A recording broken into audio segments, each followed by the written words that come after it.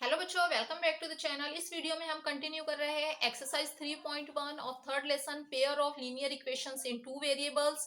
इस वीडियो में हम देखेंगे question number 3। Question number 3 is on comparing the ratios a1 upon a2, b1 upon b2 and c1 upon c2। हमें ये three ratios को compare करना है and find out whether the following pair of linear equations are consistent or inconsistent. So in ratio के basis पे इन ratios को compare करके हमें ये फाइंड आउट करना है कि हमारे पास यहाँ पर जो पेयर ऑफ इक्वेशंस गिवन है वो कंसिस्टेंट है या फिर inconsistent. Pair of linear equation in two variable, इसके इंट्रोडक्शन पार्ट में हमने देखे थे कि equation pair of equation consistent कब होती है और इनकंसिस्टेंट कब होती है। यहाँ पर थ्री कंडीशंस बनती है। एक बार हम इसे रिवाइज कर लेते हैं। इस टाइप से थ्री कंडीशन बनती है। a1 upon a2 not equal to b1 upon b2। अगर ये दोनों रेशियो इक्वल ना हो तो लाइंस क्या रहेंगी, इंटरसेक्टिंग रहेंगी। मींस लाइंस ऐसे एक दूसरे को क्रॉस करेंगी, और क्रॉस करेंगी तो मींस सॉल्यूशन कैसा रहेगा, एक सिंगल सॉल्यूशन रहेगा, यूनिक सॉल्यूशन। और सॉल्यूशन है मींस क्या है, pair of equation consistent.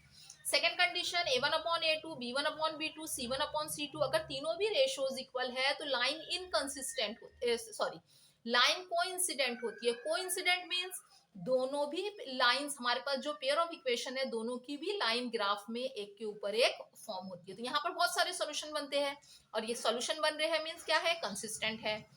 Third condition a1 upon a2, b1 upon b2, ये दोनों तो इक्वल होते हैं बट c1 अपॉन c2 ये इक्वल नहीं रहेगा। सो इस कंडीशन में लाइंस क्या बनती है, पैरेलल। अगर हम इसे ग्राफ प्लॉट करते हैं तो इस टाइप से इससे पैरेलल लाइन बनती है।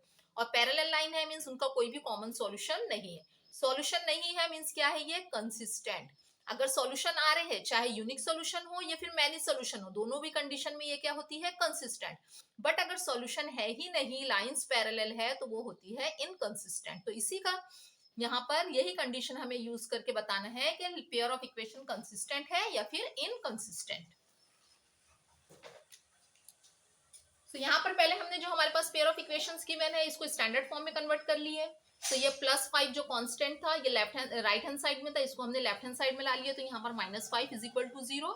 और ये 7 राइट हैंड साइड में था, इसको भी लेफ्ट हैंड साइड में ला लिए, तो -7 इज इक्वल टू 0। अब ये हमारा स्टैंडर्ड फॉर्म में आ गया। On comparing with general form, general form क्या था हमारे पास, a1x plus b1y plus c1 is equal to 0, a2x plus b2y plus c2 is equal to 0। अब अगर हम इनको कंपेयर करेंगे तो हमें a1 b1, a2 b2, c1 c2 की वैल्यूज मिल जाएंगी। सो हमने कंपेयर करे तो हमें वैल्यूज मिल गई। a1 की वैल्यू 3, b1 2 और c1 -5। वैसे ही a2 2, b2 -3 and c2 -7 values आ गई। अब हम इनके रेशियोज फाइंड करेंगे। पहला रेशियो ले लेते हैं a1 अपॉन a2। a1 की वैल्यू 3 और a2 की वैल्यू 2, तो ये आ गया 3 अपॉन 2। b1 की वैल्यू 2 और b2 की वैल्यू -3, सो ये हो गया 2 upon -3। c1 upon c2, c1 की वैल्यू -5 और c2 की वैल्यू -7। सो यहाँ पर अगर हम देखें तो तीनों भी रेशियोज क्या आ रहे हैं, डिफरेंट आ रहे हैं। मीन्स कौन सी कंडीशन अप्लाई होंगी यहाँ पर, a1 upon a2 not equal to b1 upon b2। a1 upon a2 b1 upon b2 equal नहीं है। और जब ये दोनों भी इक्वल ना हो तो लाइंस क्या होती है, इंटरसेक्टिंग होती है। इंटरसेक्टिंग है मींस क्या है, यूनिक सॉल्यूशन है। सॉल्यूशन आ रहा है मींस पेयर ऑफ इक्वेशन क्या है, कंसिस्टेंट है। तो हम यहाँ पे इसका आंसर लिख लेते हैं। तो सॉल्यूशन क्या बन जाएगा, the lines of the given pair of equations are intersecting at a point. Means हमारे पास ये जो दो इक्वेशन गिवन है इनका अगर हम ग्राफ प्लॉट करते हैं तो इस टाइप से ये दोनों भी एक सिंगल पॉइंट पे इंटरसेक्ट करेंगे। सिंगल पॉइंट पे इंटरसेक्ट हो रही है मींस इनके कैसे सॉल्यूशन है, यूनिक सॉल्यूशन है। और अगर यूनिक सॉल्यूशन है चाहे यूनिक हो या फिर मैनी सॉल्यूशन हो, given pair of linear equation क्या बन जाएंगी, कंसिस्टेंट। अगर सॉल्यूशंस है तो वो कंसिस्टेंट, अगर सॉल्यूशन नहीं है then inconsistent. Second equation 2x minus 3y is equal to 8, 4x minus 6y is equal to 9। सबसे पहले हम क्या करेंगे, इसको स्टैंडर्ड फॉर्म में कन्वर्ट कर लेंगे। मींस ये constant term right hand side में है तो इसको भी लेफ्ट हैंड साइड में ला लेंगे। +8 हो जाएगा -8 और यहाँ +9 हो गया, -9 इज इक्वल टू 0। अब हमारे पास ये दो इक्वेशंस आ गई, पेयर ऑफ इक्वेशंस आ गई, स्टैंडर्ड फॉर्म में है। इसको हमें कंपेयर करना होगा जनरल फॉर्म से। जनरल फॉर्म क्या होता है, a1x plus b1y plus c1 is equal to 0 and a2x plus b2y plus c2 is equal to 0। जब इन इक्वेशंस को हम कंपेयर करेंगे तो हमें a1 b1 a2 b2 c1 c2 की वैल्यूज मिल जाएंगी।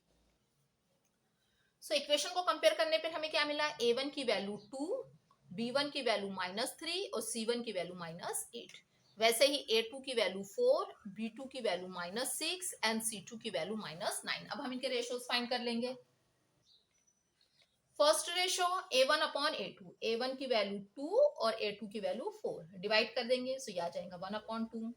B1 upon B2, -3 -6, -3 -6, minus minus cancel हो गया और 3/6 क्या बन जाएगा 1/2। C1 upon C2, -8 and -9, -8 upon -9।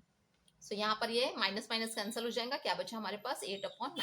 अब इनको अगर हम कंपेयर करिए तो क्या दिखाई दे रहा है, A1 अपॉन A2 1/2 है, B1 अपॉन B2 भी 1/2 है, मीन्स ये दोनों भी रेशियोज इक्वल है।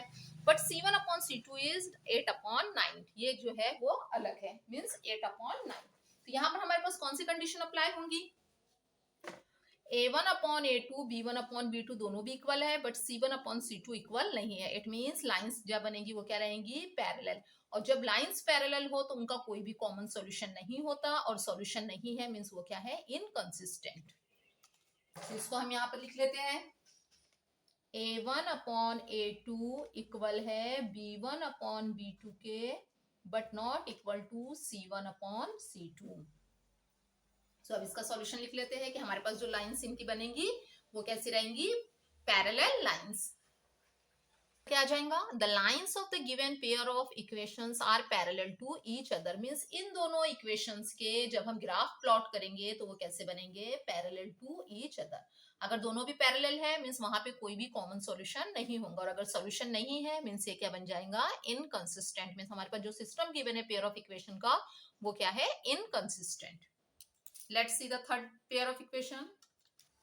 सो अब हम क्या करेंगे, इसको दोनों भी इक्वेशंस को कंपेयर कर लेंगे। कंपेयर करने पर हमें A1 B1 A2 B2 C1 C2 की वैल्यूज मिल जाएंगी।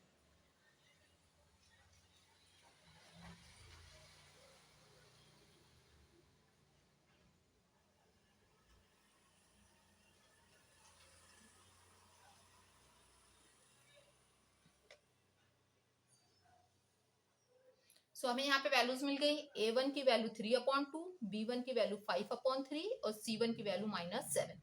वैसे ही A2 की वैल्यू 9, B2 की वैल्यू -10 और C2 की वैल्यू -14।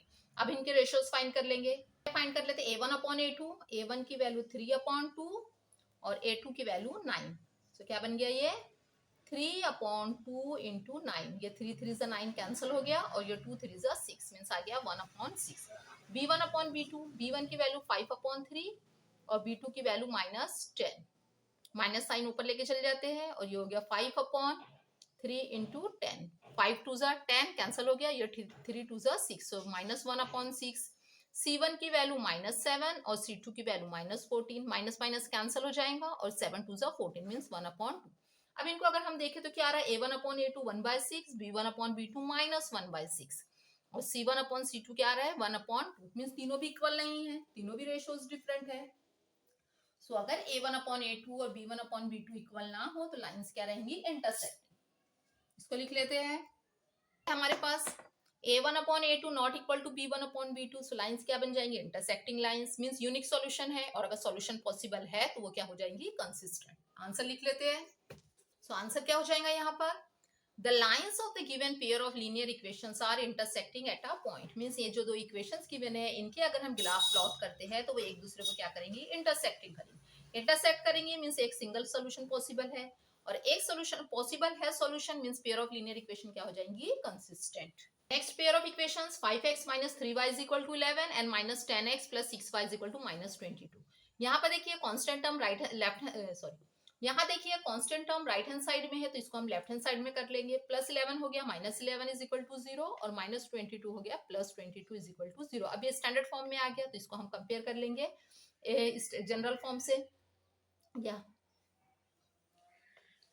अब यहाँ पे देखिए ये दोनों भी इक्वेशंस जो है ये हमारी स्टैंडर्ड फॉर्म में कन्वर्ट हो गई है, इसको हम कंपेयर कर लेंगे। सो हमें A1 A2 B1 B2 C1 C2 की वैल्यूज मिल जाएंगी। सो जब हमने इसको कंपेयर किए तो हमें क्या मिला, A1 की वैल्यू 5, B1 की वैल्यू -3 और C1 की वैल्यू -11। वैसे ही A2 की वैल्यू -10, B2 की वैल्यू 6 और C2 की वैल्यू 22। अब हम रेशियोज फाइंड करते हैं। हम रेशियोज फाइंड कर लेंगे, A1 की वैल्यू 5 और A2 की वैल्यू -10, डिवाइड करेंगे तो -1/2 आ गया। b1/b2 -3 6, सो ये भी आ गया -1/2।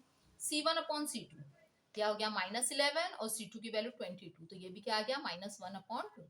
सो a1/a2 1/2 minus b1/b2 -1/2, c1/c2 -1/2। Means तीनों भी रेशियोज क्या आ रहे हैं, इक्वल आ रहे हैं। और जब तीनों भी रेशियोज इक्वल हो तो लाइंस जो ड्रॉ होती है, मीन्स ये जो इक्वेशंस गिवन है इनकी जब हम लाइंस ड्रॉ करेंगे तो वो कैसी होंगी, कोइंसिडेंट। मीन्स एक के ऊपर एक लाइन बनी, जैसे ये पहले एक इक्वेशन की लाइन बन गई तो दूसरी लाइन भी इसी के ऊपर बनेगी।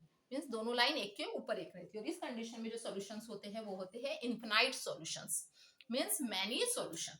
तो पहले हम लिख लेते हैं a1/a2 इक्वल है b1/b2 के, इक्वल है c1/c2 के। लिख लिया, तीनों भी रेशियोज इक्वल है। सो आंसर क्या आ जाएगा, the lines of the given pair of linear equation are coincident. तीनों भी रेशियोज इक्वल है, मींस यहाँ पे जिनकी लाइंस जो रहेंगी वो क्या रहेंगे, कोइंसिडेंट। कोइंसिडेंट है मींस कितने सॉल्यूशंस होंगे, इनफिनाइट सॉल्यूशन। और अगर सॉल्यूशन है तो वो क्या हो जाएंगी, consistent. Last pair of equation 4/3x + 2y = 8। सो 8 यहाँ पर राइट हैंड साइड में है कांस्टेंट टर्म, इसको लेफ्ट हैंड साइड में ला लेंगे तो -8 हो जाएगा, -8 = 0। 2x + 3y = 12, तो 12 को भी हम राइट हैंड साइड में ला लेंगे तो ये हो गया -12 = 0। अब इस इक्वेशन को हम यहाँ पर इसके जनरल फॉर्म के साथ कंपेयर कर लेंगे। सो हमें a1a2 b1b2 c1 c2 की वैल्यूज मिल जाएंगी। इन दोनों इक्वेशंस को कंपेयर करेंगे तो हमें यहाँ पर वैल्यूज मिल गई, a1 की वैल्यू 4/3, b1 की वैल्यू 2 और c1 की वैल्यू -8। वैसे ही a2 की वैल्यू 2, b2 की वैल्यू 3 और c2 की वैल्यू -12। अब इनके रेशियोज फाइंड कर लेंगे। a1/a2, a1 की वैल्यू 4/3 और a2 की वैल्यू 2। सो ये हो गया 4/3 इंटू 2, ये 4 2 कैंसिल हो जाएगा। सो यहाँ पर आ जाएगा हमारे पास ये 2 2 4, सो ये बन गया 2/3। b1/b2, b1 की वैल्यू 2 और b2 की वैल्यू 3, सो ये भी आ गया 2/3। c1/c2, c1 की वैल्यू -8 और c2 की वैल्यू -12, माइनस माइनस कैंसल और ये दोनों भी 4 से कैंसिल हो जाएंगे, 4 2 8, 4 3 12। a1/a2 2/3, b1/b2 2/3, c1/c2 2/3। सो यहाँ पर जो है तीनों भी रेशियोज क्या आ रहे हैं, सेम आ रहे हैं। और अगर तीनों भी रेशियोज सेम हो तो लाइंस क्या होती है, कोइंसिडेंट।